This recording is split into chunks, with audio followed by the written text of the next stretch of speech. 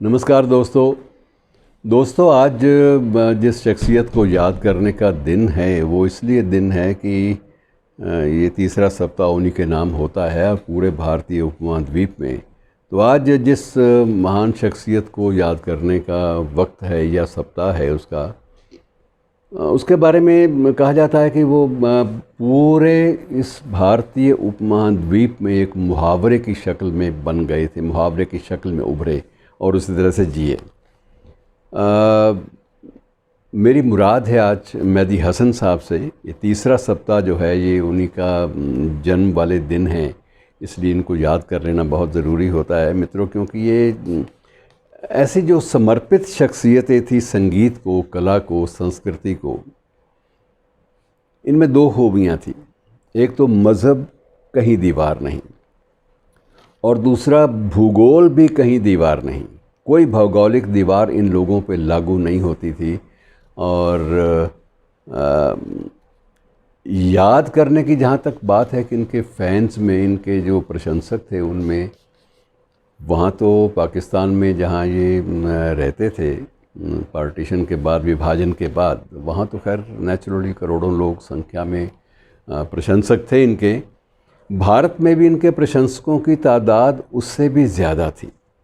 और 2012 में जब वो इलाज के लिए, 2012 से पहले शायद 2005 में आए थे, 2005 में जब वो फेफड़े की बीमारी से बड़े गंभीर रूप से पीड़ित थे और जब यहाँ पर आए तो उनको आप जानते हैं हवाई अड्डे पर स्वागत करने के लिए उनका स्वयं दिलीप कुमार, लता मंगेशकर, ये सब लोग मौजूद थे।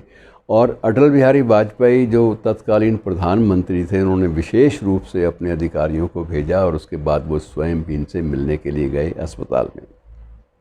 तो आप अंदाज़ा लगाइए, एक प्रोटोकॉल तोड़कर जाना ऐसे शख्सियत के लिए ये एक बहुत बड़ी बात होती है, क्योंकि उसमें ये नहीं था कि इनके पास कोई अधिकृत या कोई शाही या कोई सरकारी कोई ओहदा था, पद था जिसके अंतर्गत इनके लिए जाना ज़रूरी हो। सिर्फ यह कि दिलों पर राज करते थे।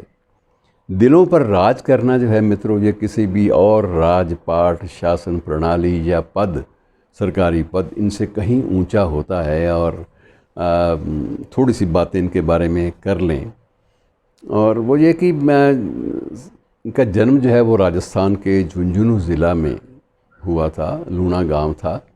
और बाद में जब मुझे इनसे एक बार इत्तेफाक हुआ, संयोग ऐसा बैठा कि मुझे दर्शनों का सौभाग्य मिला 1988 में।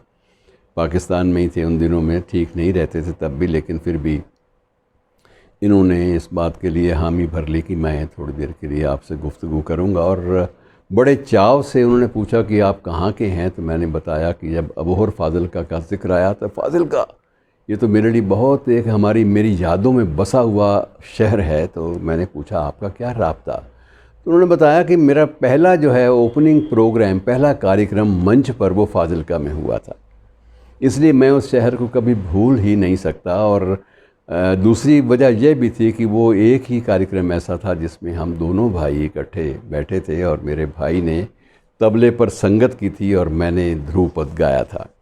और ध्रुपद के बाद जो गज़लों का सिलसिला है, ये बाद में गज़ल सम्राट बने, वो बात अलग है। लेकिन इनकी जो बुनियादी जो संगीत को, जो इनकी जो एक प्रकार से प्राथमिकता थी, ये ध्रुपद को देते थे, ध्रुपद गायन को। और ये क्लासिकल, ये शास्त्रीय संगीत, शास्त्रीय शैली में गाया जाने वाला ध्रुपद जो है, ये मित्रों वही बात है कि ये कोई भूगोल इसका नहीं है।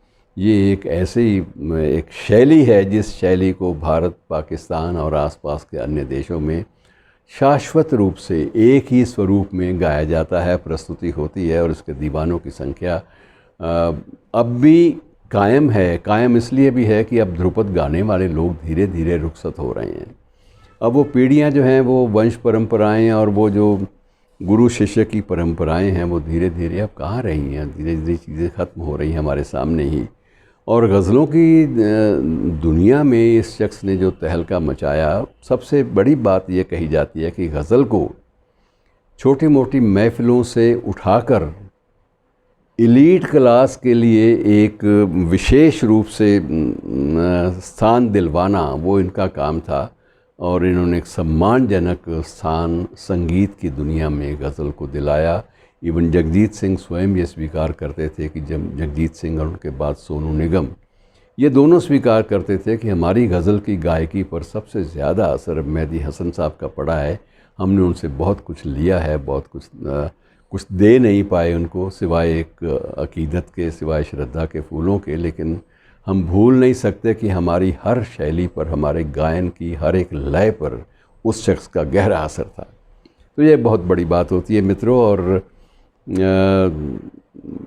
वहाँ भी जब 88 में जब बात हुई तब फाजिल्का के अलावा इन्होंने ये भी कहा कि अब तक मेरी बोली में आपको लगेगा कि मैं शेखावाटी का मेरा उच्चारण वो भी नहीं बदला। वहाँ की जो संस्कृति की जो खुशबू है मेरे परिवार में भी रची बसी है। और मित्रों कुछ एक दिलचस्प बातें भी हैं इनके बारे में कि इनके 14 बच्चे थे। ये एक बड़ी दिलचस्प बात है, लेकिन सबसे दिलचस्प बात ये और भी है कि 14 में से 6 जो है वो संगीत की दुनिया में उन्होंने अपना नाम, अपना स्थान बनाया हुआ है। और कोई तबले पर संगत देने में माहिर है, तो कोई ध्रुपद शैली में गायन में माहिर है, और कोई जो है वो रिकॉर्डिंग में, और कोई गज़ल गायकी में। तो अलग अलग विधाओं में सब ने, संतानों ने भी इनके संगीत को एक अनूठी देन दी है।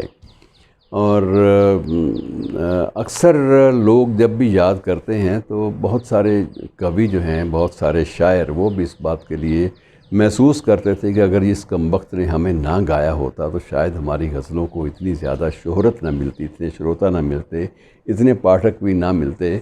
और इसलिए मेहदी हसन साहब को इन दिनों में याद करना बड़ा ही खूबसूरत लगता है। और तकलीफ़देह बात ये थी कि 2005 में जब इनको फेफड़ों की बीमारी और उसके बाद यूरिनरी ट्रैक का इन्फेक्शन हुआ, तो उस वक्त जब भारत में इलाज के लिए आए तो सारा इलाज का सारा ख़र्चा तो यहाँ की सरकार ने उठाया, बड़े सम्मान और बड़े हर्ष के साथ कि एक खिदमत का मौका मिल रहा है एक ऐसे आदमी की। लेकिन यहाँ काफ़ी हद तक वो ठीक भी हो गए और उनको काफ़ी तकलीफ़ें उनकी जब नॉर्मल स्टेज पर आई तब वो जाकर पाकिस्तान लौटे। और जब वहाँ लौटे तो लौटने के बाद फिर एक स्ट्रोक लगा, झटका लगा, और उसके बाद इनकी ज़बान भी रुक गई और फेफड़ों ने भी काम करना बंद कर दिया, सांस भी ढंग से नहीं ले पाते थे। और इस हालात में भी इन्होंने आखिरी जो उम्र के जो आखिरी बरस हैं, 4-5 बरस, वो इस तरह से बिताए। और 2012 में आखिर इन्होंने अंतिम सांस ली। और ये यकीन जानिए कि उस दिन दोनों ही देशों में और तीसरे बांग्लादेश में भी विशेष सप्लीमेंट्स निकाले गए, विशेष परिशिष्ट निकाले गए जिनमें इनकी देन को याद किया गया। और ये बड़ी ख़ास बात होती है मित्रों की एक शख्सियत जो है जिसका संबंध किसी भी प्रकार से सत्ता के गलियारों से नहीं था, वो जनता के गलियारों में हमेशा छाया रहा। शुक्रिया दोस्तों।